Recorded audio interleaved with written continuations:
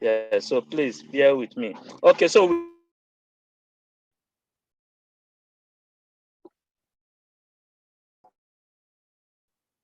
okay, so I want to welcome everybody for this Zoom meeting today. I want to thank especially our friend from Germany, Ina, for the wonderful inspiration she has given to us in Nigerian water warriors. In fact, she had to set up this Zoom link for us so that it can be recorded. So thanks to her, we are recording our first outing, and then the recording will be sent to us, and we can also send it in our different channels, media channels as well. So Ina, we are grateful to you. Thank you very much. Comments, I would just like to take some few words on our program. The title of the theme of this discussion is Understanding Nigeria Tax System on Menstrual Hygiene Products. And so over 800 million women and girls around the world menstruate every day. The majority of them are among 1.2 billion women who do not have sufficient access to sanitary hygiene products like panty liners, menstrual cups, tampons, and pads because of the high prices.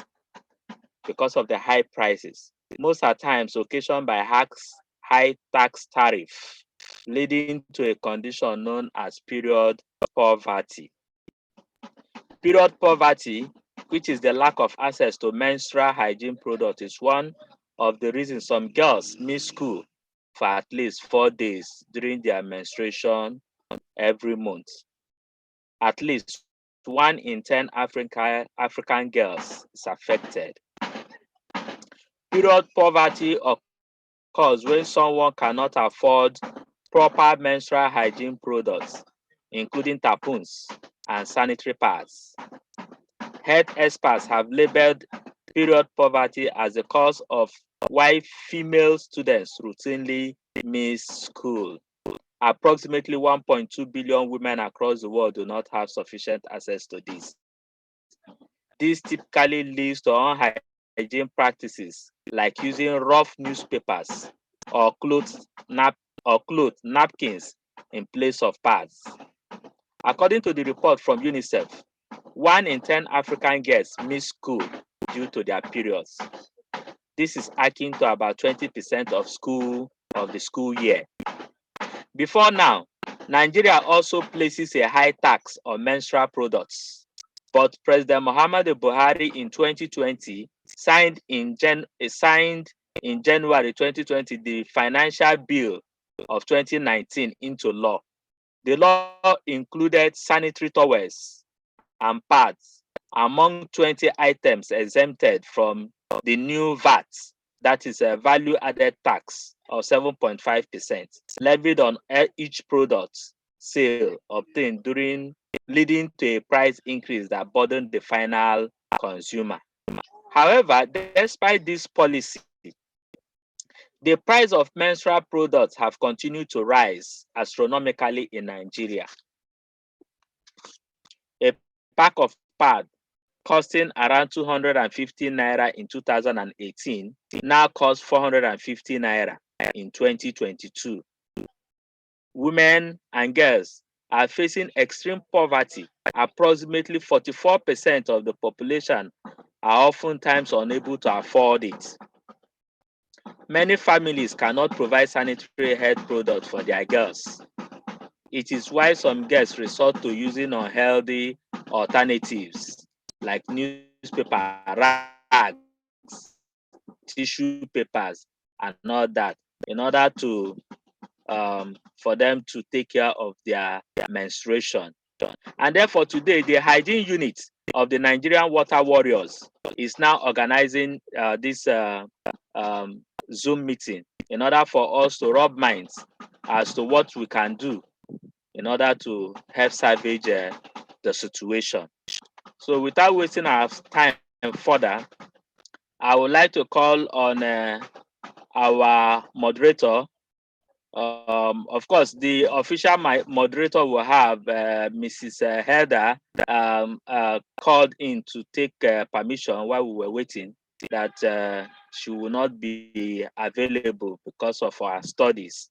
So I would like to call on Mr. Sylvester Istimi, who is the head of the hygiene unit, to do the moderation for us on this program. So Mr. Sylvester Itimi, I want to hand over to you. Sylvester Itimi is the Executive Director of Environmental Protection Promoters Initiative of Nigeria. He is based in Delta State, Nigeria. He's one of his organization, the Environmental Promoters Protection Initiative, is one of the organizations that is collaborating with Nigerian Water Warriors in our efforts in order to move the water sector forward. He has been working with us assiduously. So, Mr. Sylvester, please kindly take over the floor and moderate this program for us. Thank you. All right, thank you very much, Mr. Duru, Ina, and we also have Ogbotu, who have joined earlier. So thank you very much for your prompt arrival to the meeting. And before we go straight to introducing our guest speakers, I want to first of all add to what Mr. Duru have said. The meeting for today is going to address some of the questions which follows. How does the VAT, which is the value-added tax system, work on Mesra products? Secondly, how does the market system work on Mesra products? Then it's also going to address issues surrounding accountability and compliance mechanism as it concerns Mesra products and solutions and what are the way out. So these are the things we are going to be focusing on. We have two presenters for today. The first one is we have Ogene Ogbodu, who is a political scientist, also a civil servant and a farmer. He's a graduate of Political Science, University of Jos, and hold a diploma in Law, University of Jos too, a professional diploma in education, Federal College of Education in Yobe State.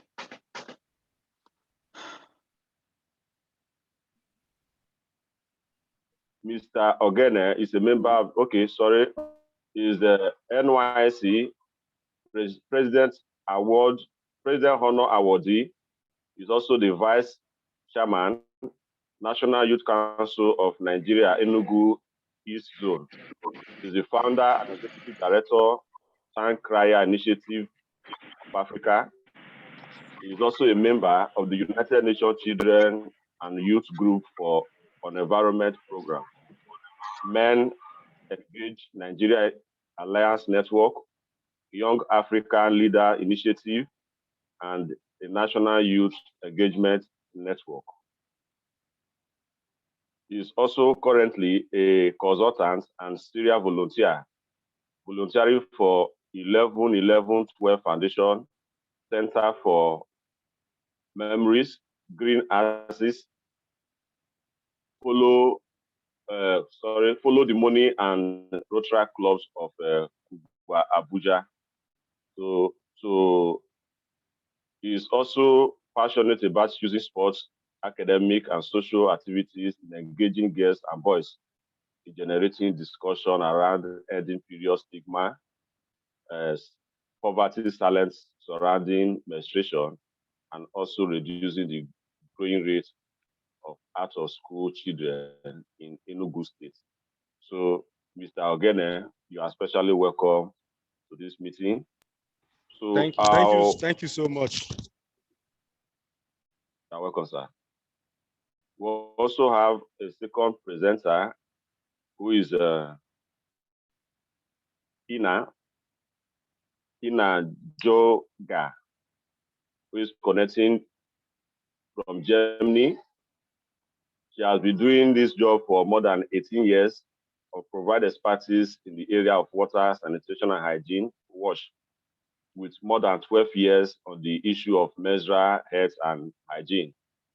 She is currently working for WASH United, where she co-initiated the Global Menstrual Hygiene Day, which we have just celebrated earlier.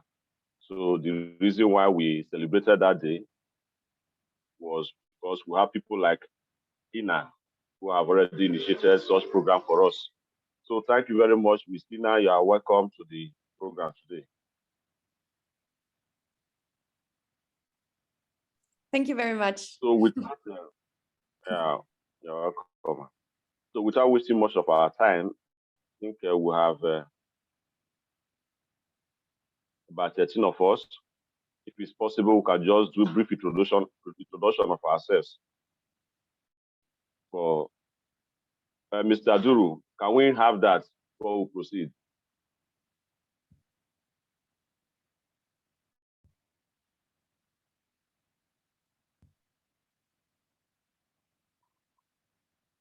Hello, is this still connected? Okay, Ina, can you hear me? Yes, I can hear you. Okay, so I'm thinking we should just do a brief introduction of ourselves. Let's get to hear from our participants, then we'll proceed to the program. Can you come again? Okay, I'm suggesting we do brief introduction with our participants. Let's just hear from them, know their names, where they are connecting from, then we'll proceed to the presentation. Yep. What is your take? They can speak or they can use the chat box like they prefer. Okay, so dear participants, you are especially welcome to the event. Hello, good evening, colleagues. To My name is Engineer Ita Kudris from Kaduna State Ministry of Water Resources. I'm Director of Planning Research and Statistics / WASH. Thank you very much.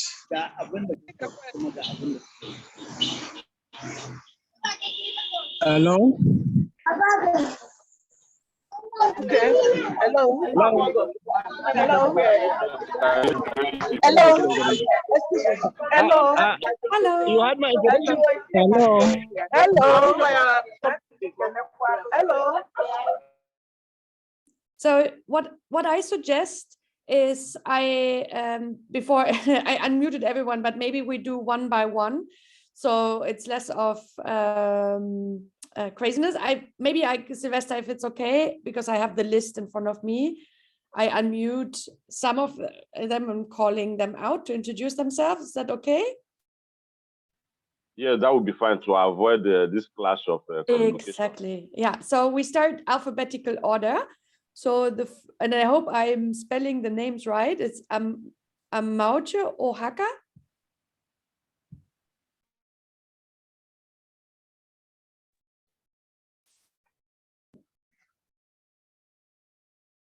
Okay, not able.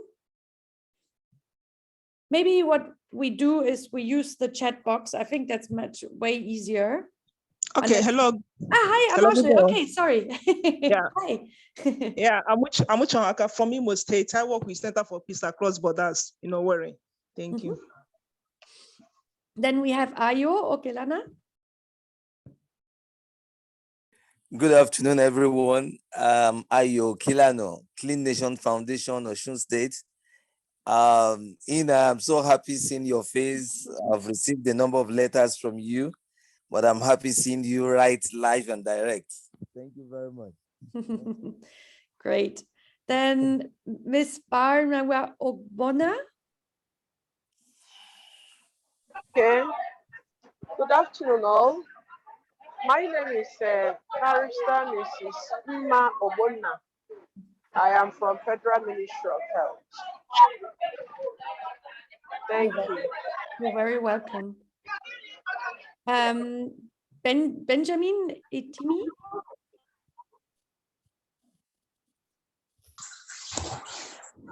I'm Benjamin Itimi from Port Harcourt. I am a member of EPPI, Environmental Protection Promoters Initiative. Fantastic. Shimizie Atama, I think I misspelled it, but Yes, you got it right. Thank you.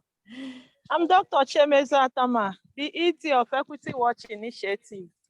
We are based in University of Nigeria, Nsukka. I'm also a lecturer in University of Nigeria, Nsukka. Here we are working around sexual and reproductive health, including menstrual hygiene management. Thank you. fantastic.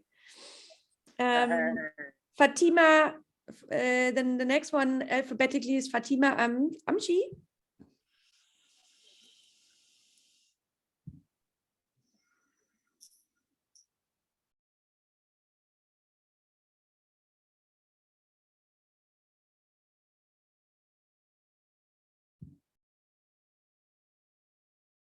Yeah, maybe a bit later. Is Yaku Idris? You want to introduce yourself? Yeah, good morning all. I am Engineer Isyaku Idris from Katsina State Ministry of Water Resources, Director PRS stroke WASH, and Chairman WASH and Emergency Technical Working Group of Katsina State. Thank you. Fantastic. There's a lot of menstrual hygiene and emergencies as well. Great that you could join. I'm sorry for misspelling all the names. I'm not used to Nigerian names. Jamilu Yusuf? Yusuf Jamilu?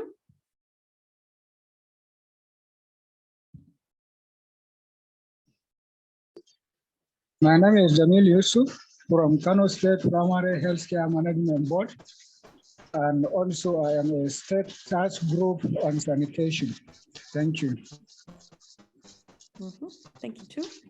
We have Jeffita John as well. Oh, hello everybody. It's great being here. And I'm standing in for Life Aid, a nonprofit in Yobe State, Nigeria, where we work at retaining girls in school and also ending menstrual poverty. I know it will be a great time being here. Thank you for having me. Thank you. We have also Lydia Shilaka.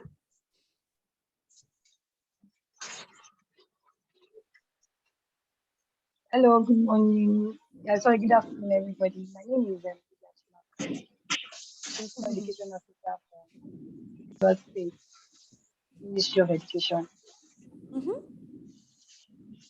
Excellent.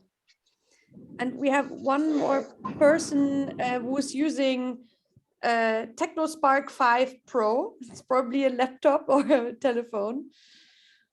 So I think it's the last person who hasn't introduced.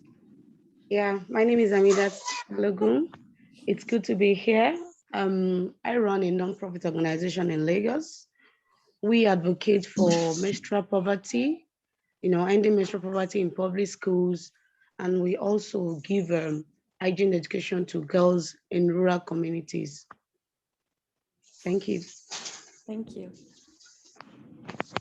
I think that is all. Over to you, back to you, Sylvester or Duru, whoever wants to take after the introduction. Okay, thank you very much, Ina. You've done a great job for us. We especially welcome again all our participants, and we also suggest, should you have any question during the program, please do well to drop it on the chat box. And we also beg, please, all our mics should be on to be muted to avoid any form of distraction. So thank you very much for introducing our first presenter, Mr. Ogene. So thank you very much. He will introduce himself and the topic. Okay, so hi, good evening, everyone. Good evening. Yeah, Oge Nobodo is my name. Thank you so much for such an amazing introduction. I'm a staff with the Federal Ministry of Labor. I work in the IPPIS unit, and it's one of the hardest things to be a civil servant and to be an activist at the same time. It's a pleasure being among us, all of us. Thank you. You're welcome. Yes, sir. Please, if I may cut in, please. Okay. Sylvester, you are doing a wonderful job. Sorry for cutting in, please. Ina is supposed to present the topics from 1 to 3, according to what we have, and then Ogene has the last topic, which is number 4. Sorry, Mr. Ogene, please. You know, yours is solution. Yours is solution. But sorry, we need definitely. Yeah. Let us hear the problem. Let us hear the problems first before we get to the solutions. Yeah, please. Sorry for that. Sylvester is standing in for the main moderator. Please, Ina, please. Sorry. Yes. Yeah, I think thank you, Ogene, for being so flexible. And you're right, Duru. Let's start a little bit with the problems or the perspective. And then we have Ogene here because they work really on solutions, such as some of you do. So I do hope we have a good discussions. Because yes, I'm based in Germany and coordinating the Global Menstrual Hygiene Day. So what I can do is to give you some global perspective on the aspects of period poverty and how it links to period taxes.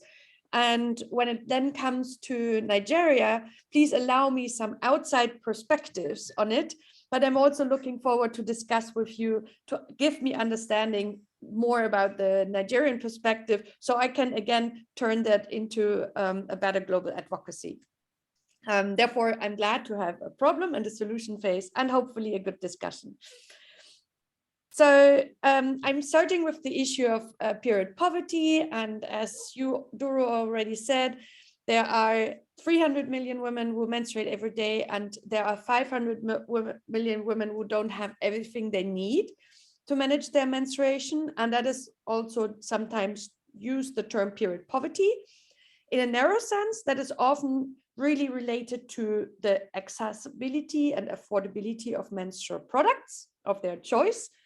There is a broader definition of period poverty that also includes a lack of education, limited access to wash, and also the stigma around it. But we're looking today a little bit more into the menstrual product space, although I know a lot that all goes hand in hand, especially with the stigma.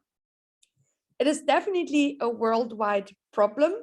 And to a big surprise, even in my country, Germany, and in the UK and the US, there is a period poverty. So in 1 in 5 women in the UK, 1 in 4 students in the US have struggled to afford period products. And it's the same figure in Germany. And also women and girls use their products too long. So I think that's like, if one can imagine that in rich countries like UK, US, and Germany, we have already such a problem with 1 in 5 girls, how big is then the challenges in countries where there's real poverty and even bigger period poverty? I think this is really, but then also, you're not alone in the fight to fight period poverty. So you can imagine that this is an issue that a lot of people care worldwide about it. So in Nigeria, it's the same. So I'm trying to pull out some data. So with such a high general poverty rate, with approximately 40% of the population, according to the World Bank in 2019. And you already said a packet of sanitary pads costs between 400 and now probably even more and 2,000 naira. There's an interesting graphic that I shared here. That's from a study where they compared the prices of a pad compared to the income of how much you actually have to pay from your salary for a pad. And here you can see that Nigeria is ranking 5th. So in India, Philippines, Bangladesh, you have to pay much higher, but Nigeria is really like Kenya is the only African country where it costs is higher compared to the income, and then comes Nigeria. So I think that already shows how this is, and still you have such high poverty rates. There's coming in data, and I think that's great, especially for your advocacy, that you now start to have more data that also proves with facts the percentages or the number of women. So this is a statistic that of Sanitary Aid Initiative. So they have asked over 5,500 women, girls, but in 6 zones in Nigeria, and that statistic has been shared for this MHD. There's a lot of data in this, and I will share with you the slide deck, but if you're just looking at the period poverty data, is like 45% had difficulty affording menstrual products. So that's almost half of the population. And when they're also embarrassed to buy menstrual products or embarrassed to talk about it. But I think it's really, this 45% is extremely high. 13% wanted menstrual products to be completely free. 30% called government intervention in providing quality products, but also looking at toilets. I think that's really a powerful data that you can use. There's another statistic from Plan International that said over 37 million Nigerian girls and women lack access to menstrual hygiene products, mainly because of the high costs. And I think this is a really, really powerful data that you can use in your advocacy. And the numbers are actually really shocking, I must say. And beyond the numbers, I really like sometimes to put this into perspectives. And I found this really interesting quote that was also shared on social media. It's only when you have enough to eat that you can talk about spending money on pads. It's a mother from Abuja. And this is really powerful in combination with the facts that you have that really exemplifies the challenges of period poverty. Sorry, I'm just looking at the chat box. Okay, so how to tackle period poverties? There are different, if you look at the systematic change that you want to achieve at scale, you really need to look at policy solutions that work really across the country. So there's one option, it means free access or availability. And in many countries, and I don't know if that's the case in Nigeria, there's product distribution, especially to schoolgirls or to regions. There's free distribution sometimes to poor family households under a certain degree. Like, for example, in Kenya, the program is running since long time. South Africa has a sanitary dignity campaign that is really across the country. India, there are a couple of countries that really go, and even Australia, France, UK, and Scotland are providing free products to schoolgirls and in universities. So there's plenty of experiences out there. The second and the third point are vouchers or conditional cash transfers. The last one mostly used in refugee camps. That means poor households get vouchers or cash that is really only then available to buy certain products. And you could, that is also a quite common system, especially in social work. So free access might not be accessible to all. So the second main point is how to achieve a price reduction on taxes, on products in general. And this is not specific to menstrual products. I think this is this is really a mechanism, economic mechanism that applies to a range of products. So the devil is of course in the detail, but we can get to there. So one is to remove the taxes or reduce the taxes depending on your national tax system. And with that, I also mean not only the VAT, but also tariffs on importing products, as well as on the raw materials. So there's a whole range, and we can look into that a little bit later. A government can provide subsidies on the final product, can provide subsidies on raw materials, can establish price caps so that a product can't be more expensive than a certain price, but also strengthen the local market, because with more companies coming in, you increase competition, and with that, in general, prices will fall for a product, or the quality increases, or both, which isn't bad either. There's also within that, there's also the option to do subsidies for products, for example, just produced in Nigeria, so that you really encourage local production and local markets. So that reduce like imported goods and so on. So you can target those subsidies also to your national companies, for example. The third bigger point, and this can go all hand in hand with the price reduction, is to strengthen the market in general. So what we've seen is create market incentives for local companies.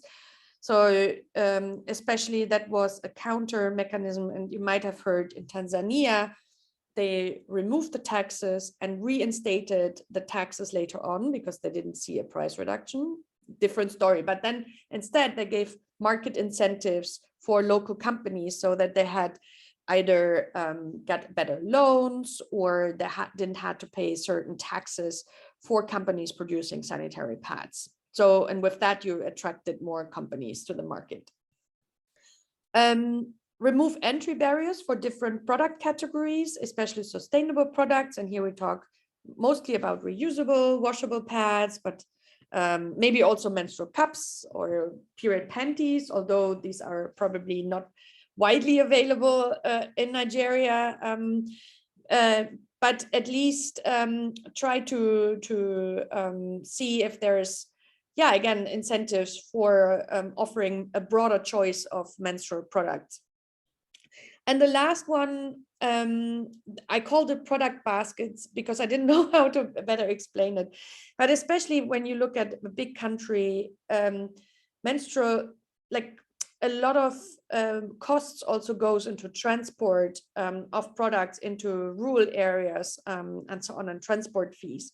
So if you club your sanitary products with other products of consumer goods that go into someone, you kind of create a basket or a bundle, and that usually improves markets as well. There's been some good examples taken from Rwanda, where there's a company that offers all kinds of hygienic products in a kind of a basket.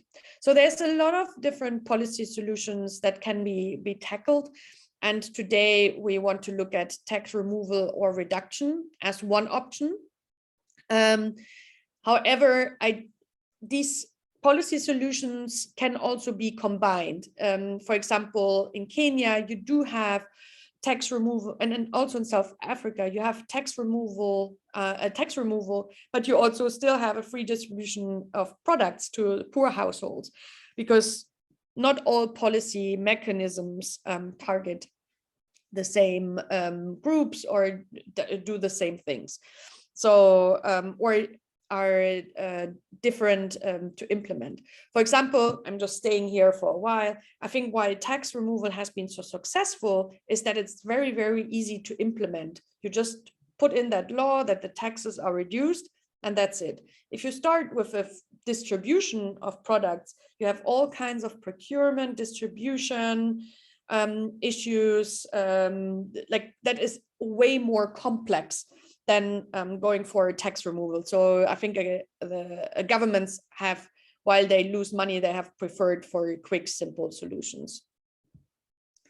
So when we talk about taxes, there are different taxes that we can look into it. I know Nigeria has a VAT system. Countries like America have a sales tax, and there's also GST, but mostly it's VAT across the value-added tax across the world. There are also import taxes and tariffs on raw materials, and import taxes on tariffs for menstrual products when they come in from abroad. So these three are applied. I like this. I wanted to share this graphic, even if it's from Bangladesh, and it's taken from a very excellent study by two economic researchers, Russo and Ross, who've presented that in a tax webinar last year. They looked at like the impact of tax reduction and so on. So while the numbers might not be the same for Nigeria, I think it's good to know what goes into a cost of a sanitary pad. And there is the raw material, there's labor, there's a retail margin, there's a wholesale margin, there's a profit margin, and then there's a tax on imported materials and the VAT. So here, and then on the right side is the raw materials has like the even more detailed taxes and duties. So that's even more complicated. But when you look at the left side image, so Nigeria has removed, they had 20% before, I guess, and then it's removed. You still have 80% of the price still consists of imported raw materials, profit, and so on. So I think that's something that is always important to note, that removing the taxes is a good measure, but it's probably not a measure that is decreasing the price substantially, although 20% I think is quite substantial. So we, from Wash United, why we did the Menstrual Hygiene Day, we also did some research on period tax, and there's a website, the first global website on menstrual product taxes, periodtax.org, where we compiled really 4 campaigners, some resources, including an advocacy guide, country case studies, explanatory videos, and some of the research on what impact does VAT reduction on or removal have on the price of menstrual products. So it's a lot of details. I won't go into those details, but you can go to the website and watch some of the explanatory videos. I think that's the easiest, because in Nigeria, you have a slightly different situation. We also find there are 4 reasons to remove the period tax, and most of the campaigns have asked to remove the tax to make them more accessible and affordable. And I think that's legitimate to do that, but as we say, it doesn't really reduce the costs. But I think one has to really emphasize that menstrual products are basic necessities that every woman and girl who menstruate needs every month. So this is a necessity. And I think Nigeria acknowledged that by putting menstrual sanitary pads into the basket of essential goods. So this is great. So you clicked, that is the key essential arguments. Taxes are also gender discriminatory because they only tax women. Sometimes you call this also pink tax. And the last one is really what we saw is when you start doing period tax campaigns, you also tackle the stigma on menstruation, because you really address the issue of stigma by talking about why there is a tax at all, and get to talk about periods a lot. Overall, there are worldwide, there are 27 countries that apply 0 taxes for the supply of menstrual products. And Nigeria is one of them. So I'm talking now about VAT. And then there are 18 countries, including my country, Germany, that apply a reduced rate. So some of them, these rates can also be a reduced rate on import taxes, but also on import tariffs. The most two recent countries are Mexico and Sri Lanka, who started to have a reduced rate, and Nepal, who started to have a reduced import tariff rate. So here I come to a slide because I really want to learn also from you, because yes, as of February 2020, Nigeria exempts locally manufactured products from VAT, if I research correctly. But then there's a still high import tariff on sanitary pads. And I read somewhere, and I didn't know to which year it was, that the government planned to increase it from 20% to 55%, which is massive. Even if the import tariff, so that means the raw materials, or like the imported pads from international companies will be higher. It's not maybe bad if you want to stimulate the local market, but it's still definitely a price range. So my questions to you are, like, I have 3 questions, and I'm looking forward to hear from you, and you can chat or you can unmute yourself. I leave that open. So did you feel by 2020, when the tax changes came, did the price reduce? Yes or no? And then what effect do you attribute to inflation in general, like the prices, price index range? And maybe a bit more diverse question, did you feel like the market changed over the last 2 years? Did you see more local products? Do you see more imported products or less? And also, what about the prices for imported products? So what did you see happened in the market over the last 2 years? So so it would be great to hear from you. And Jeffita, John already said no, the prices did not reduce. Also feel free to unmute yourself if that's possible, if you want to contribute your insights into what's happening around prices and taxes.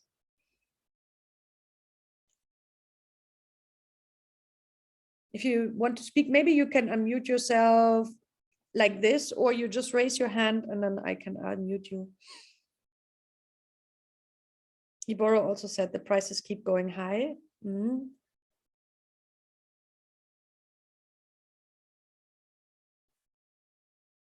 And keep going higher. Is this in line as well with the average inflation that you see in Nigeria, or do you feel that this is disproportionately higher?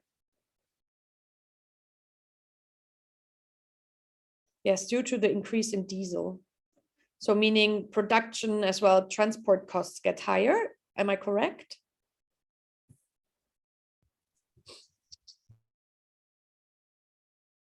Yeah, okay. Yes, Ayo, just, right, I'll just. Yes, thank you, Ina. It's wonderful, insightful having you here with these statistics. The prices, as my colleagues have rightly said, aren't actually going down because, of course, when you look at Nigeria, as it is, Nigeria has the highest GDP in Africa. Unfortunately, this GDP is not translating to the microeconomics of the people. People are living, below standards. And then you also find out that we have this kind of money velocity in which we are seen to be better outside, but we know we're not good because a lot of the monies are being put into bonds, investments, treasury bills, and the rest of it. So, of course, as we speak now, there is a particular civil society program that is mainly on taxation, because if we allow the government to keep increasing tax, because now if you check, I think 2-3 days ago, there's going to be an increase in calls, you know, I think about 5% on telephone calls. Now, before you know it, this is going to go round into all of the products, essential products that people at the grassroots make use of. This is a very serious point. So the CSO on taxation is coming up with a lot of things to fight this, particularly on what we just mentioned, menstrual products.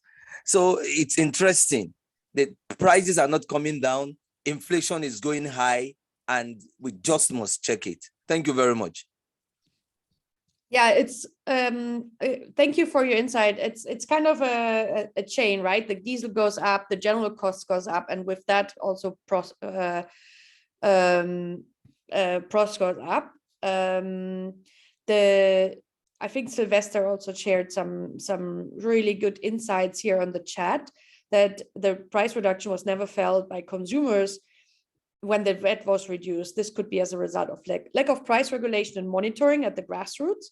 And you're completely right. And this is some things that we saw also across the world. If there's no regulation, accountability by consumer authorities or the media or even the community, companies tend to simply increase their profits as a result. And I also have a direct message that we should look for more sustainable products, because they're not only eco-friendly but also can work in the long run. I wanted to understand from you on question number 3, did you see how the market changed? Like, we talked about prices and the inflation, but did you see over the last, let's say, years, how your national market has changed? Did you see more imported products coming in, or did you see less coming in? Yeah, I would like to understand how, because there's a huge demand for cheap sanitary pads even. Yeah, it would be interesting for you to hear from you about this.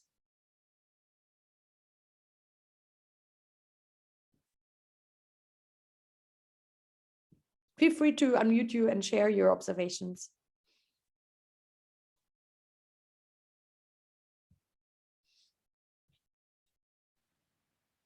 Please, I want to say something. I think we have a few number of ladies here, women here, who probably menstruate on a monthly basis. They consume these items monthly basis. They are the ones who go to the market more often, so they should break the silence. We really want to hear from them, but especially about this question number 3. So please, let's pick up. All right, I think I'll go first. Elizabeth Mark from Jos Plateau, Nigeria. I don't think we saw more products. We just saw the usual number of products we've been seeing, and then the prices never went low. I think the prices keep getting higher and higher every day. At 2020, for me, around the area where I live, we were able to get sanitary pads at around 350, 300, but right now you get sanitary pads at 400, 450, and 500. So there's nowhere the reduction of prices are happening. And this goes to say it is not even available, you know, so much more that everyone can get. I do a lot of advocacy around schools and community here in Plateau where I live. And then when you go and you're talking about it, some girls have not seen before what a sanitary pad looks like in some rural areas. So this goes to say the product is not available in the quantity it should be for every girl or every woman, not just in town and urban areas, but in rural areas where they can know what it is and even how to use it. We go to teach sometimes, and when we ask, have you ever seen this? They tell you, I've never seen it. Do you know how to do this? And maybe in a crowd of 200 or 100 girls, you just find one person or two people saying, I've seen this, but then I don't know how to use it.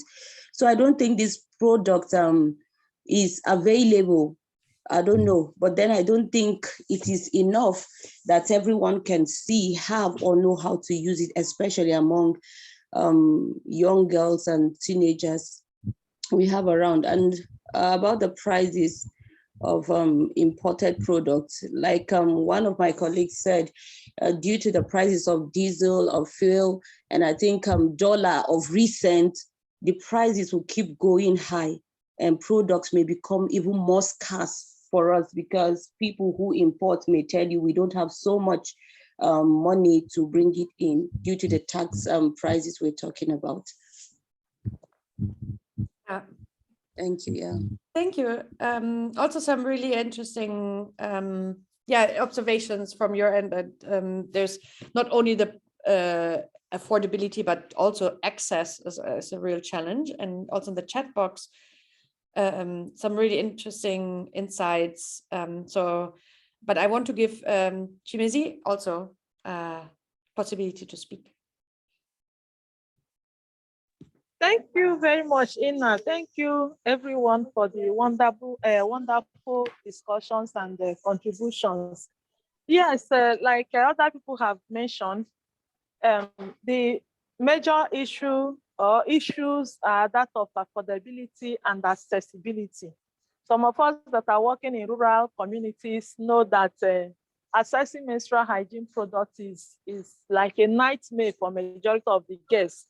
However, my major concern, which is what has been making me a kind of sleepless, was an encounter we had some few weeks ago on our in one of our programs, where we found that the majority of these girls are getting pregnant, being infected by HIV, just because they do not have even information.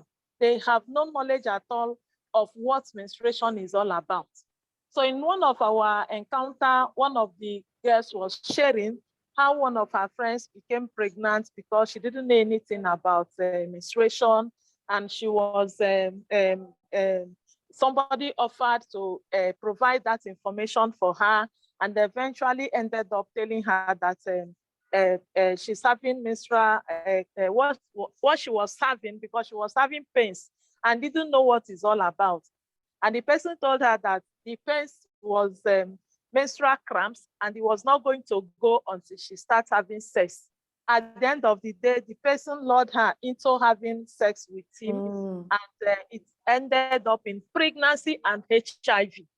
So that it was very pathetic for me. And I also would like to say that in addition to making these menstrual hygiene products maybe accessible, and also trying to see what we can do, because we also place more emphasis on cloth pad, which we think that some of them in the rural communities will be able to make and use by themselves. So I also think that it will be important for us in Nigeria to begin to pay attention to how we can provide the information for those in rural communities, especially with respect to what is menstruation, what is it all about? The majority of them have no knowledge, and they are being taken advantage of every second. We have had a lot of stories that are so mind-blowing, so pathetic that, you just need to listen to some of these guests to be able to understand what they are going through. So I really appreciate this program, the platform that's been provided for Nigerians to share these experiences. Thank you. Yeah, thank you. And you raised a super important point that without adequate knowledge about the products, about periods, about the menstrual cycle, avoiding pregnancies, it's all very, very much interlinked as well, and how you need to know how to maintain hygiene if you're using cloth or reusable pad. That also goes along with that. I just really want to quickly finish my presentation, because we have with Ogene also some solutions, and I don't want to avoid that. So I also want to really congratulate Nigeria, because you have so many NGOs and CSOs and companies who step in to address period poverty through pad donation programs, fundraisers, and also huge awareness programs. So this is a really small selection, and you're not I mean, it's a really, really tiny fraction of what's happening, especially also around MH Day, and you'll hear from again was also MH Day partner what they're doing. So I really want to commend Nigerians, activists, and the government to do a lot. So here's a full picture. And then I see more and more companies also looking at sustainable solution, washable pads. I think that's great. And I want to close with two things that are, of course, dear to my heart as Wash United. So menstrual hygiene is really the biggest global spotlight on menstruation, also for Nigeria. If you can see how many people talk about menstruation, well, we do it almost on a daily basis, but it's really around MH Day when the media starts picking up the issue to highlight the challenges. And with the Ministry of Women, you do kind of have a champion for the issue. I know that's only one ministry and your country is big, but the Ministry of Women, the Minister of Women, she's quite engaged on the issue, and even worked on pad banks in their offices, and has addressed the challenges of the high import tariffs. So you do have a champion in there. So my conclusions for my little presentation is really keep on advocating to tackle period poverty. Don't stop, and I'm sure you won't. I think it's good to coordinate yourself, because Nigeria is such a huge country, but a group like the Water Ravers are already a great start, and share knowledge, share facts, and the key messages. So you speak in one voice, work on problems and solutions. So I think that's great. And if you promote local business opportunities, also see what's been done in the country or abroad. So you really strengthen that. And yeah, I use Menstrual Hygiene Day as an opportunity to shout out even louder than usual, because everybody is watching. And if you look for an education solution, we do have a very simple, low-cost education guide that you can use for free. You can find it on our website. If you want to educate girls on menstrual hygiene, and you look for a guide to do that is easy to use, you'll find it here. And with that, I want to conclude to give Guinea also the chance to share their solutions. And thank you, everyone, and looking forward to the discussion later on. Thank you very much, Ina, for this wonderful presentation. Indeed, we are very grateful. I think you need a very good hand of applause. So I'll be doing it from here. Thank you. And thank you to all our Thank you.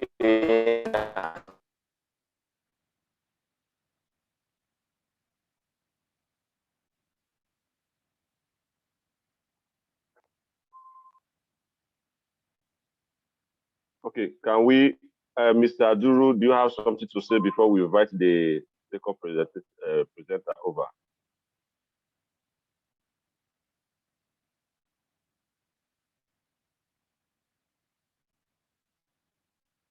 Mr. Aduru, can you please unmute yourself?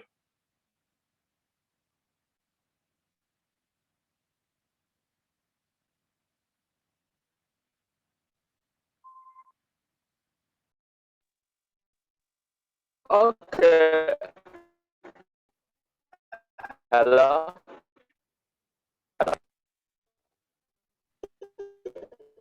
Yes, it seems your network is breaking.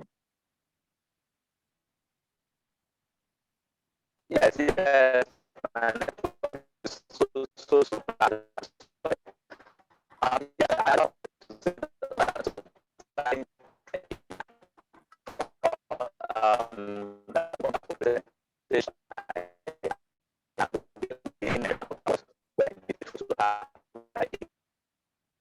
Mr. Duru, we can't hear you. Your network is breaking.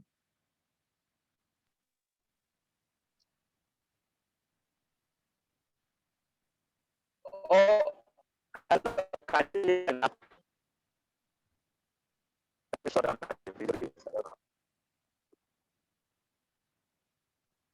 Hello, can you hear me now?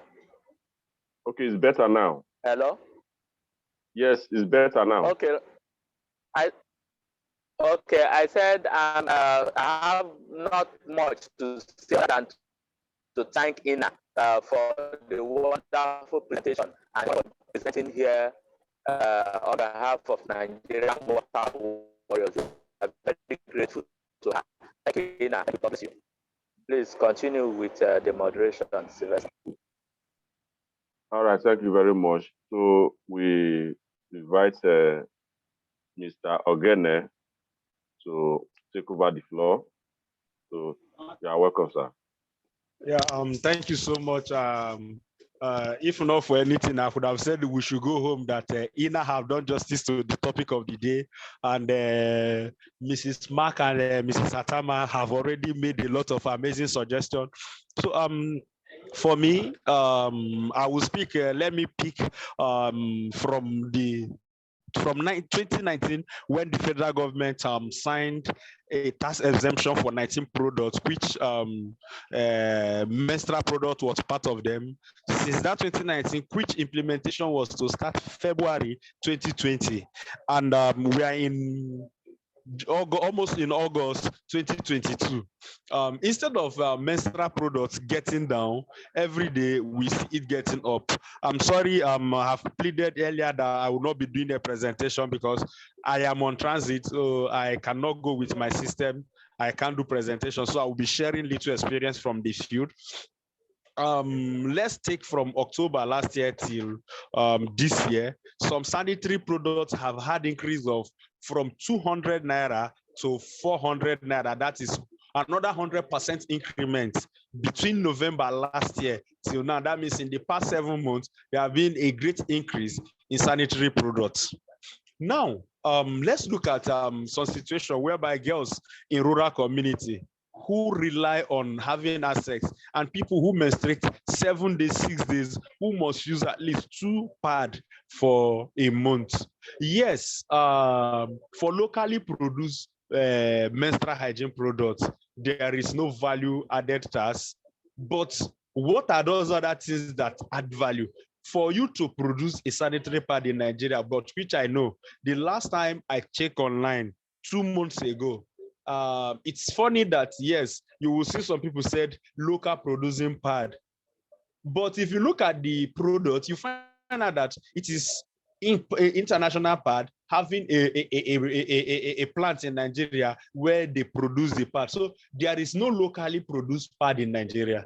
All what we use are international produced pad. Either produced or raw materials are imported into the country. And if you see, the VAT is only for products locally produced. But the law from Minister of Finance didn't say plus raw material. The law only said locally produced sanitary pad. So my solution, yeah, so some raw materials have, but not all. So what I'm suggesting, I'm profiling as a solution is this. Before the coming of sanitary pad, people have been menstruating and people do menstruate.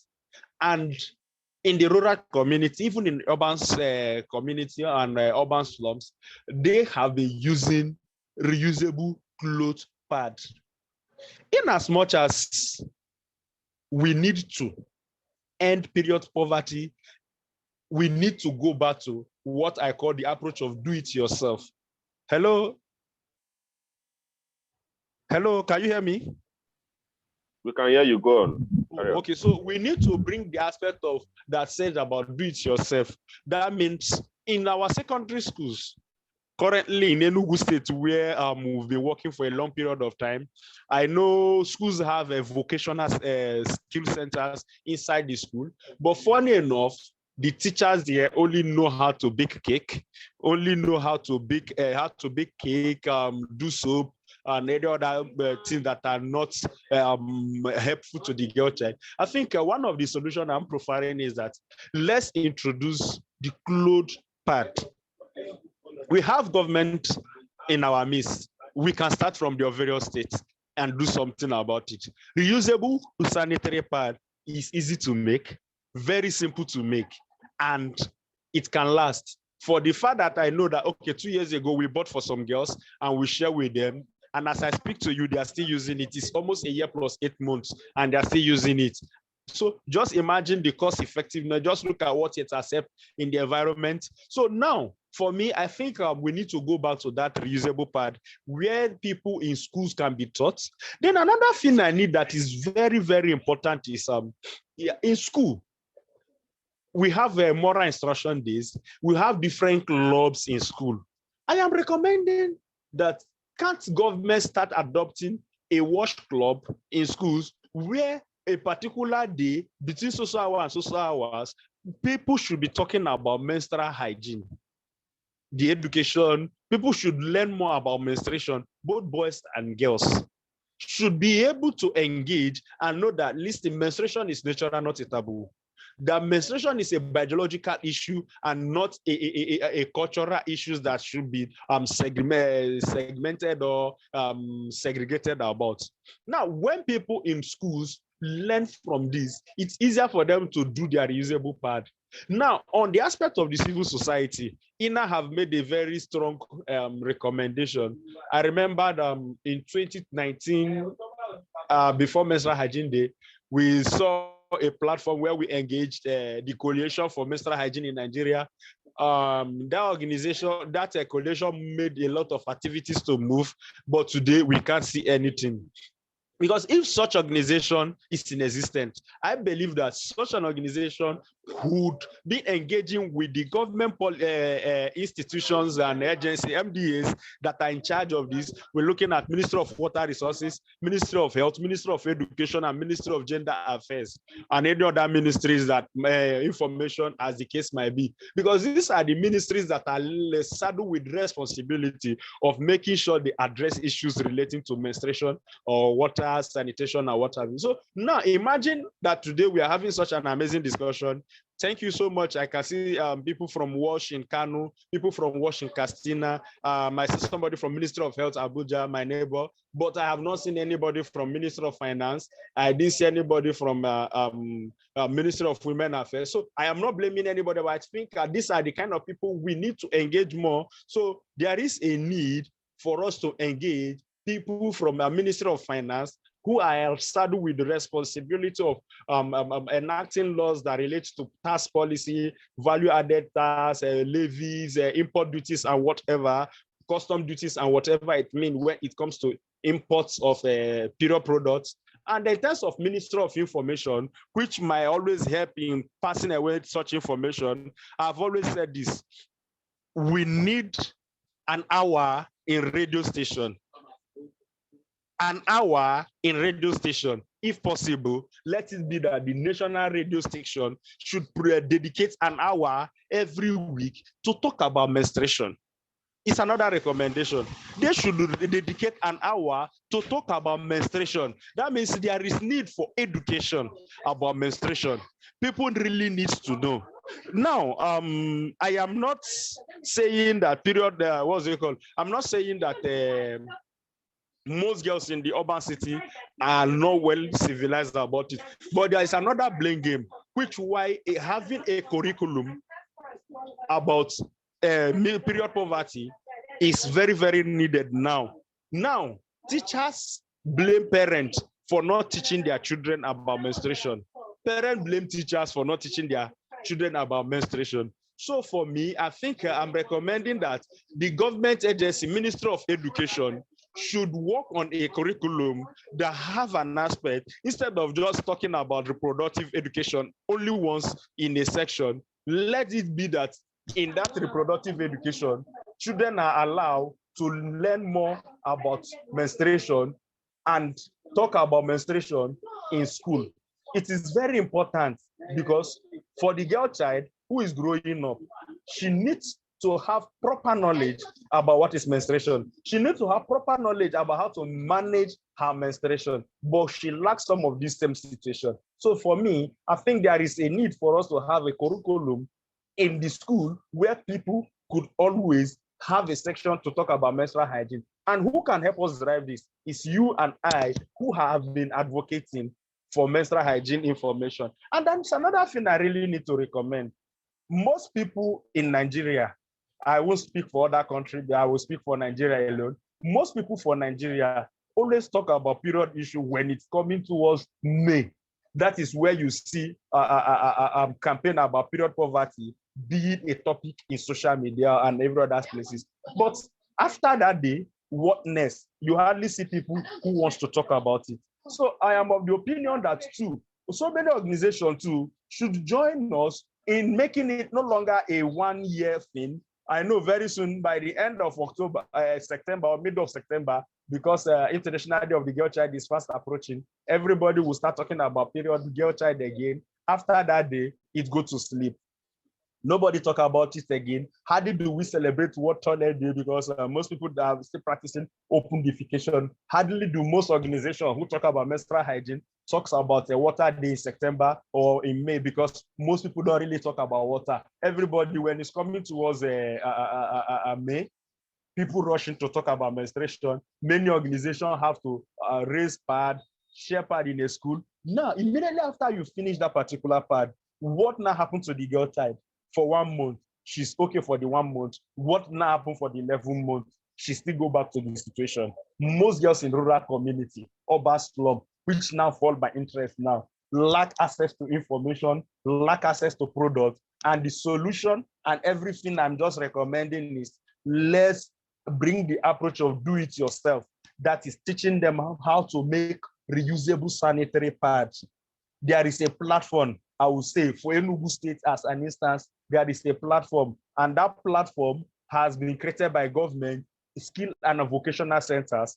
Instead of people learning only how to make soap, how to bake, let the government come in, because I know if you ask me what have I been doing, yes, we have tried everything possible to see how we can go in with government to provide such training. But there are a lot of policies that said before you should enter into a school, you must be registered with a post-primary school management board in Enugu State. Same with other states. I know definitely you don't just go into school without an approval from the government. So if government can really work with civil society and understand that really civil society organizations are not enemy of the state, but are supportive partners to government, it will go a long way. So by the time we engage with government and make these vocational centers and wash club in school more effective, we can be able to address some of these issues leading to period poverty. So the issue of tax in period products are a serious issue, and I think it's something we really need to do. For us as an organization, Town Crier Initiative, last year, we tried everything possible to work with a Moped, Cotes, and Angel Pad. And the aim was for us to bring them, instead of selling to girls, instead of girls buying in shops, they have a club, a shop in the market, in the what's it called, school, where they buy directly from the company price. So like if Moped then was around 205 naira company price, and they were willing to give for 200 naira in school, that means girls buying directly from the school buy for 200 naira. Meanwhile, if you are buying in the shop, it is for 300 naira. So we have been able to reduce 50% of the cost. Yes, we've tried before the UNICEF State Office coordinator, WASH coordinator in UNICEF Office Enugu was transferred to Yobe, and the person from Ministry of Education was willing to help us. We wanted to take it up from a pilot copy, but it couldn't sell. I think it's another approach, working with the private sector, the manufacturers, and to see that definitely we can work with them together to reduce such supplies in the school. So for us, I think for us as an organization, like our project we are carrying out, we call it Project 5,000 Girls. The aim is that between January every year, 1st January and 31st December every year, we want to reach out to 5,000 girls with menstrual hygiene information, kits, and knowledge. And I will tell you that currently we are boasting of, we've been able, between January and now, we've been able to teach at least 500 girls how to make reusable pads, and we are teaching more. Currently, we are implementing a project with Union Bank where they have donated 800 sanitary pads to us through Sharing African Life and Alpha Women Union Bank. And we are trying everything possible to see how we could expand this our course. And I've seen a message saying if somebody could come to Jos to teach how to make reusable pad. Honestly, I will be happy to do that with support from so other may eat and any other organization willing. We could organize such a movement, come over to just do what we call train the trainers, by that teach the teachers that might now teach the students, or teach some youth in the community that will now teach other people. It's another solution. So we could create a train the trainers section, TOT, where people who learn can now take it to school and teach others. So for now, I think this is the little idea I can share. Thank you so much.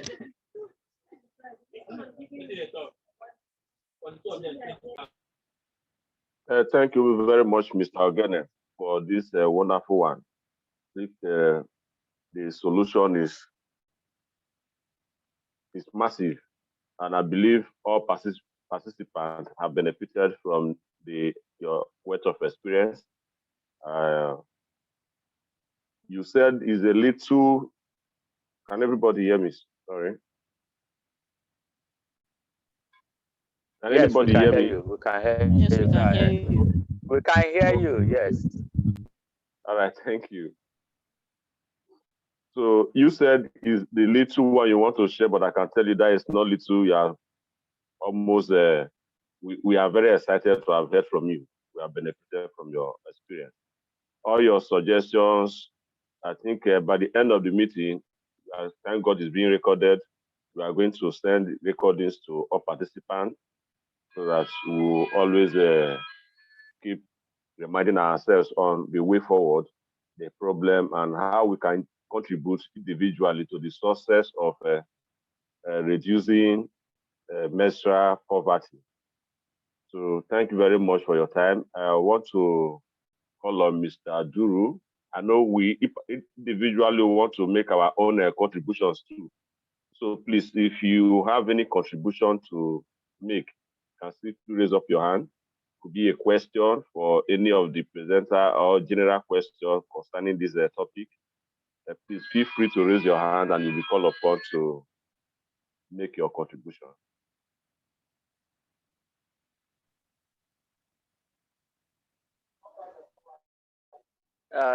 Yes, hello everybody.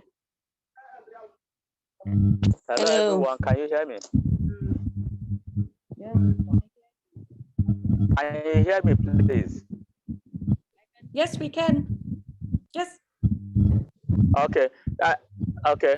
I want to thank the last presenter, Mr. Ogene, for that wonderful insight into the solutions to our being able to end period poverty, with a special emphasis on Nigeria. This issue has been on the front burners of Nigerian water warriors, and that's why even after Menstrual Hygiene Day, we have continued to issues every month to have a topic we discuss, headed by the moderator of today, Mr. Sylvester Itimi. So you made a very, we are going to take it up from there. Also, I want to thank Sylvester for doing justice to the moderation directives or further contributions. Let us take before. Please, Sylvester, you are still moderating. Your moderation hasn't ended yet, too.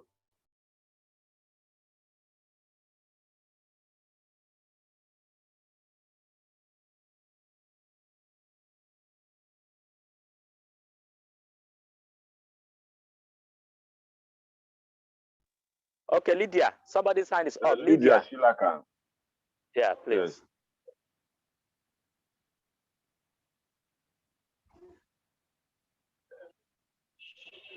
Okay, good afternoon, everybody. Good afternoon. Okay, I just wanted to contribute to what Mr. Ogene was talking about teachers, because I am a teacher here in Lagos State. So we have been trying to partner with so many of these, what are they calling them, companies that give out, that produce sanitary pads. Most times, and even some NGOs, they come, they donate to schools, and sometimes we give out this, we give them out to students, but it's usually not enough. So I'm really, really interested in learning the reusable sanitary pads, how to make them, how we can teach students how to make them. I'm seriously interested because most students can really not afford it. So if we can, because I work in a public school, so if we can really, really seriously work on this training the teachers thing, as in, it shouldn't be something is really, really needed, seriously needed. So that's basically what I want to say. I'm really interested though. Thank you very much.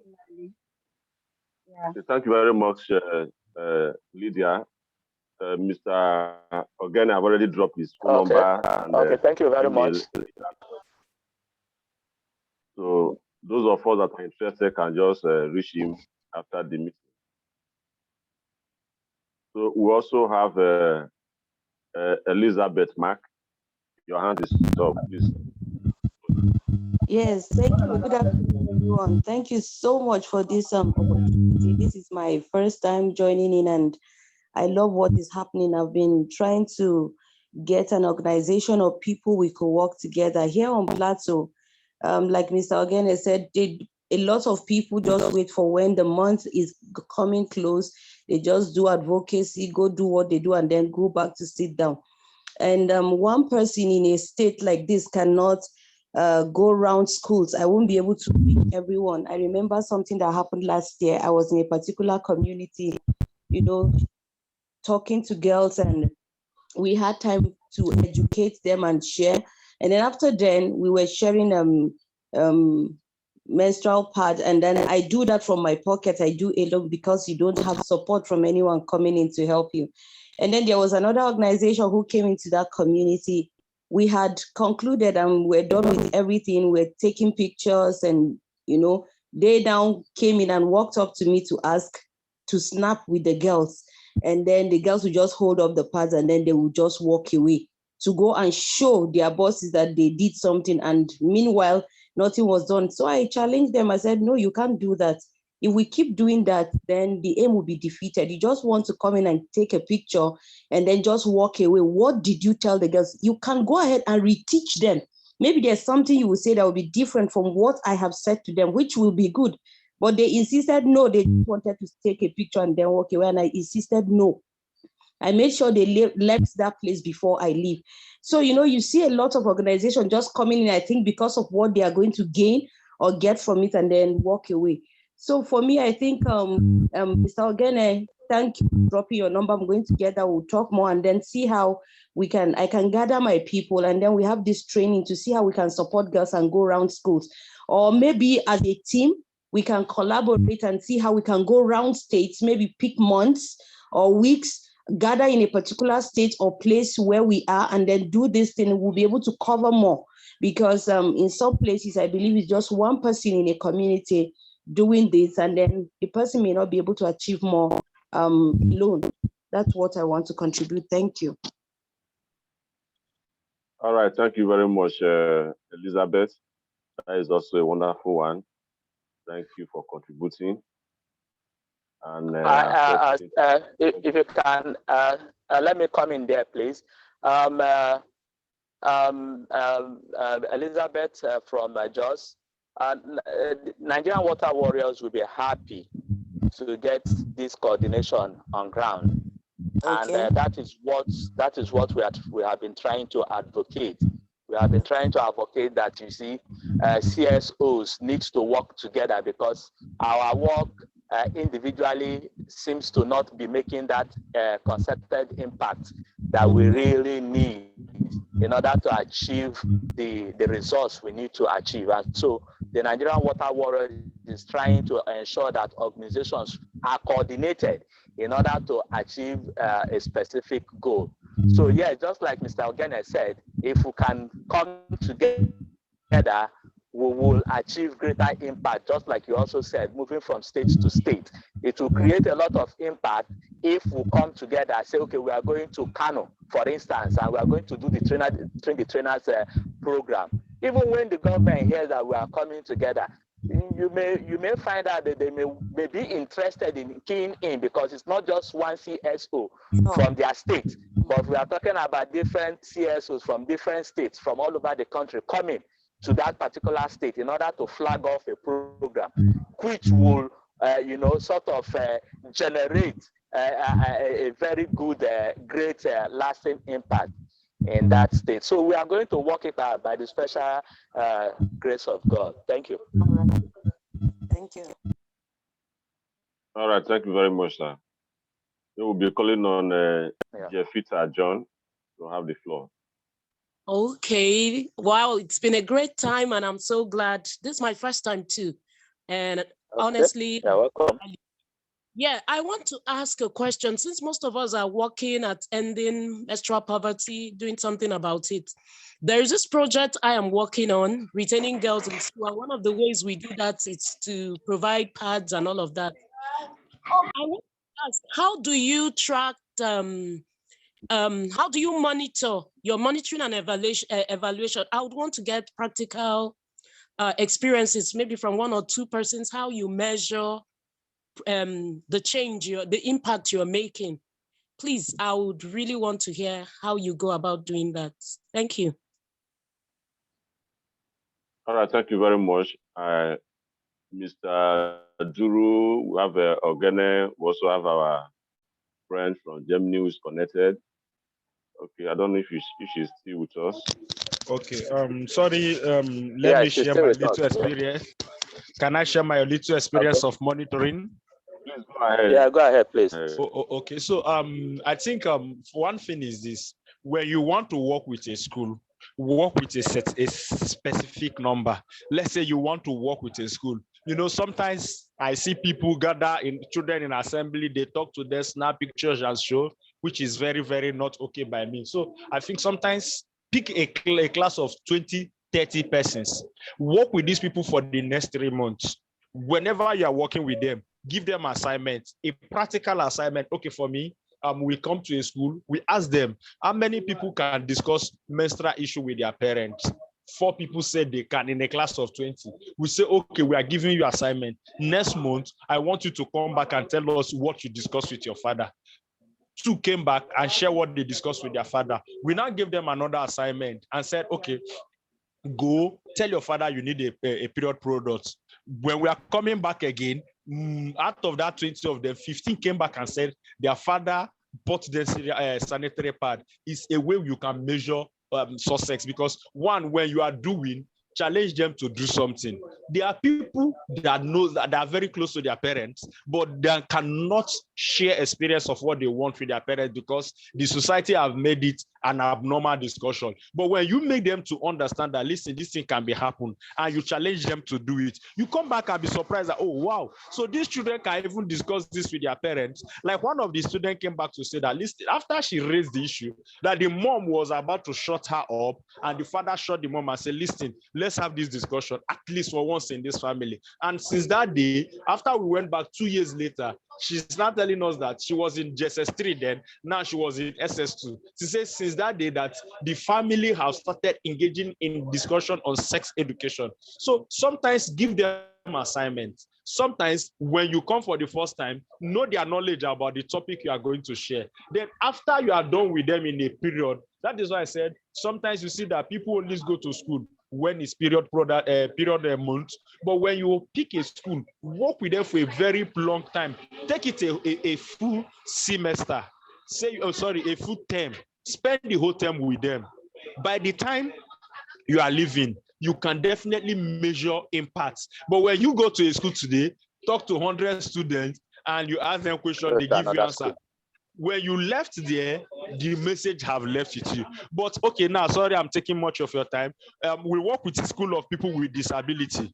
Anytime they see us come into their school, immediately the next thing they will start telling you is that so person, after going to toilet, went and shake somebody without washing hand. So person, after playing football, didn't wash hand and start eating biscuits. Because of what? We've talked to them about how to do hand washing. So anytime they see us, they remember we talked to them about hand washing. They will start making report that so person is no longer keeping to the terms. So person is no longer keeping to the term. So when you go to a school, you don't just go once and abandon them. Go to a school, go to that school and keep repeating that school.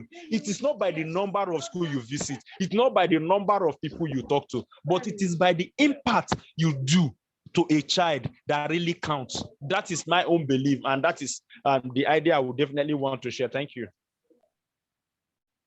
All right, thank you very much on expatiating and giving a very good answer to the question raised. How can we monitor progress in talking about menstrual education and ending menstrual poverty? Thank you very much once again. If I can also add. Yes, please do. If I can also add, like Mr. Ogene has said, you really have to take it for a long time, like all through the session, for you to be able to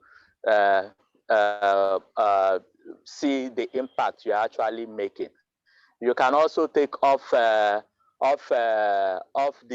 record approach in terms of monitoring the attendance register of whichever class that you are making your awareness on, to see how often the girls are in attendance in school, or how often also they are absent from school. This can also give you a measure of the impact of your intervention in that category of student. And I also want to say that we can also discuss this issue as time goes on under the Nigerian Water Warriors. Thank you. All right, thank you very much. Thank you very much for all your contribution. I think we are still having other hands, but they have all dropped. So for the sake of emphasis, whatever we are doing, when we initiate our program, we should always remember to take records, because these are the records we are going to fall back to during and after the program to evaluate our successes. So I think we don't have any new hands here. No, I don't think there's no new hand up.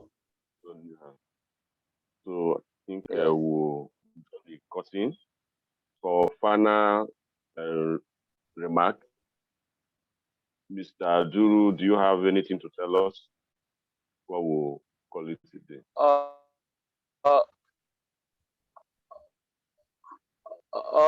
Okay, I think somebody has dropped something in the chat box. Can you look at it and let us know? Okay, let me check.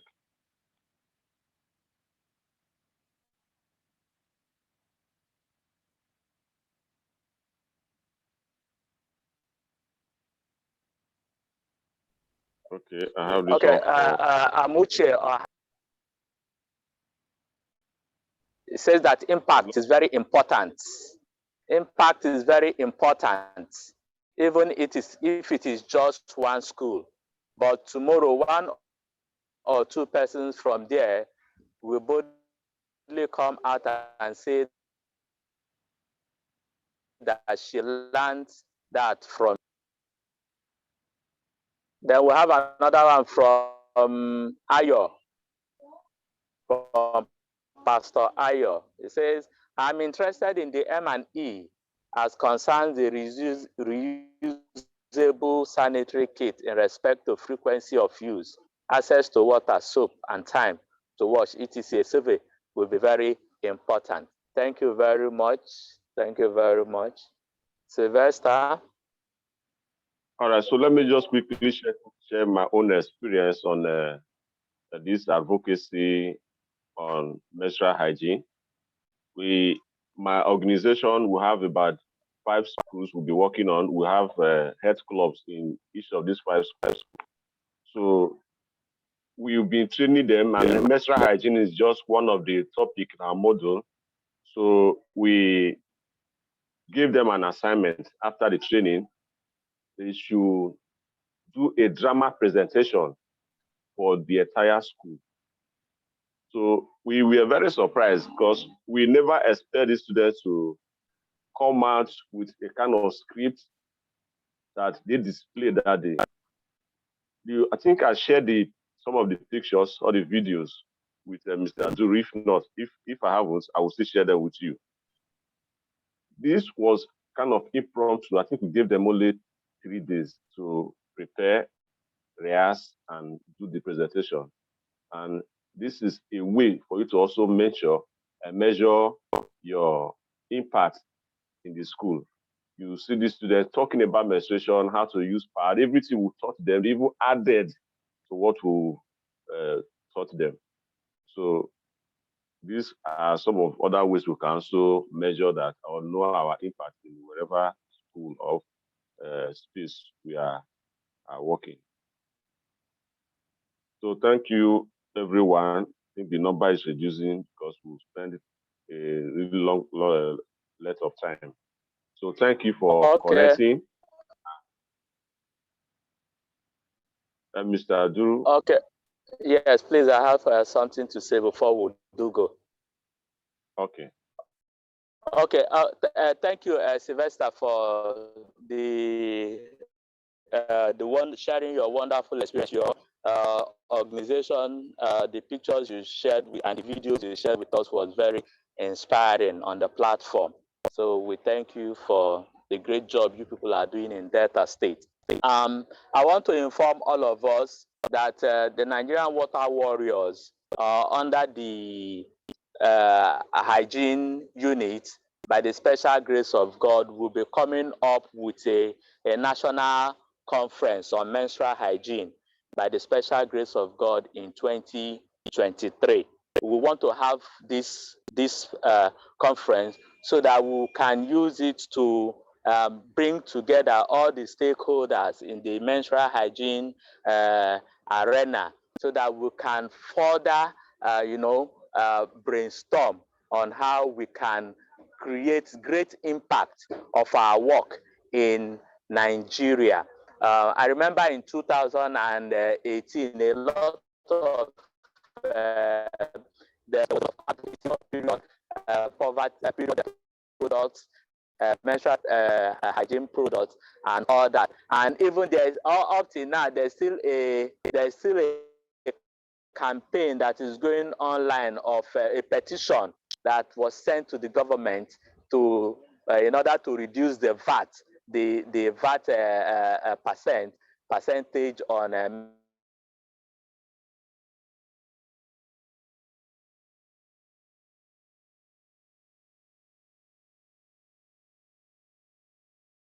menstrual hygiene product, to the reduction of menstrual hygiene product. So we are thinking of organizing a national conference on menstrual hygiene, and by the special grace of God, we need all organizations that are interested to come on board so that we can get this thing underway. And we hope that because it's not actually good, like all the other speakers have said, that will make menstrual hygiene an occasional issue. It's not actually ideal. It should be a topic that needs to continue so that at the end of the day, it becomes a systemic thing within our system in order for us to actually achieve that impact of our dream. So by the special grace of God, and we are hoping that Watch United will also be there for us when we call on them concerning the national conference on menstrual hygiene by the special grace of God come next year. And we will also continue to discuss this issue of training the trainers. After this discussion, we will get in touch with Mr. Ogene and all the other stakeholders so that we can look at how we can map out this train the trainer program in order for us to be effective in our interventions to the different states where we belong to. Thank you very much. At the end, I will want to hear from Amuche. Is your hand up?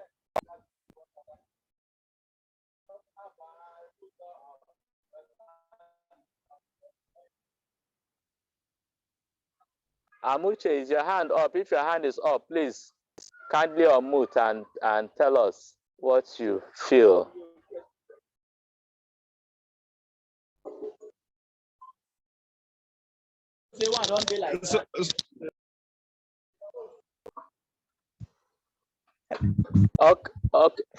Okay. Sorry, that's not my hand. It should be Elizabeth's hand. Okay. Thank you. Okay, please. We want to. Can we have a final word from Ms. Is Ina still with us? Ina, no. I'm not sure. Okay. Anybody has anything to say?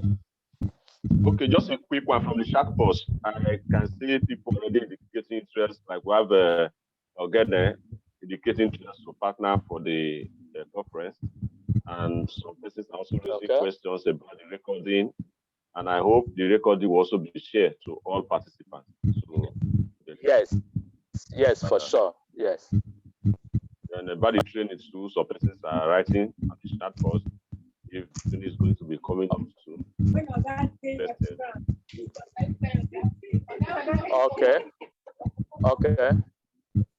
Okay, so please, in the absence of any other, can Barrister Mrs. Mma Ogbonna give us a closing remark?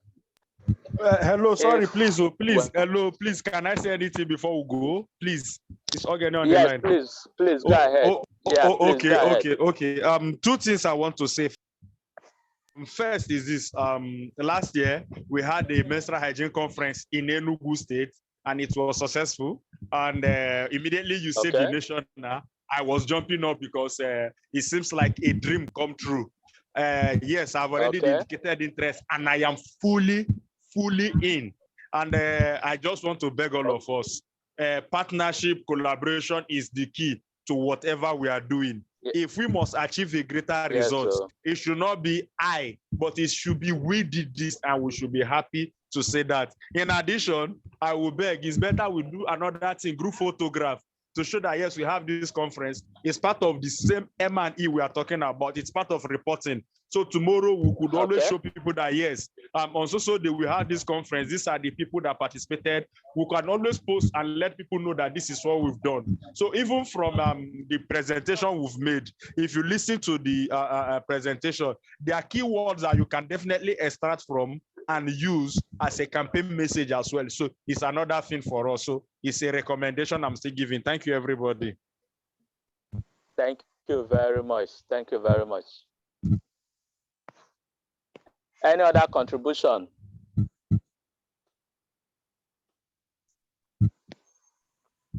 Maybe we just take the photograph so we can switch on our cameras and. Okay, can we? Okay. From there we can have the group picture. Yeah, is anyone using a computer? I think that would be more better for us to have the snapshot. Yes, I just have, my network is bad, so I switch to my phone. If anybody is using the laptop, we can all switch on our camera so that we can just get a group photograph of everybody. Before Ms. Barrister Mma will give us the closing remark. Anybody? Okay. Okay, let me see. I hope my network can me because I'm not using phone. If you get all of us, please let us know, please. since we are all connecting with our phone. Is there anybody with laptop there amongst us? Anybody with laptop? Just help us get.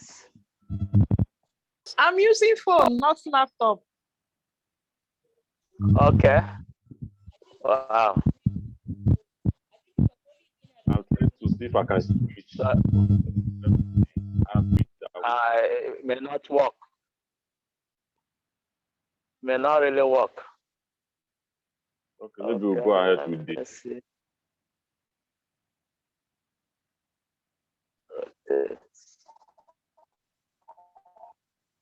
What I did was, I think I was able to get 4-4 per snapping. So I was able to snap the 4-4, so I could share that one. Yeah, it serves as something. So maybe we can also do like that. Yeah, break it. Anyone that's showing the 4, you snap. Yeah, I can see Miss Mark, Mrs. John, Mrs. Lydia in the first frame, Mrs. Gloria, female student. Others may eat. Jamilu in the other one. Then Iburo, Amuche, and Itimi like that. So I think Itimi is not on in. John, could you use your front camera, please?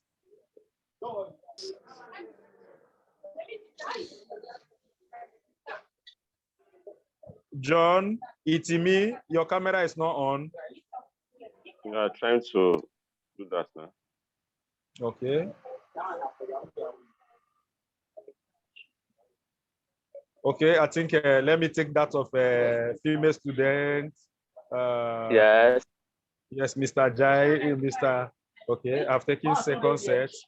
Okay, so Gloria, thank you. Okay, I'm good. So remaining one. Okay, so the last one. Okay, yes, Mrs. Atama, thank you. So I'm good. So, Gloria is part of the female students. Okay. Gloria is part of the female students, yeah. Oh, okay. Sorry for joining late. My network was poor.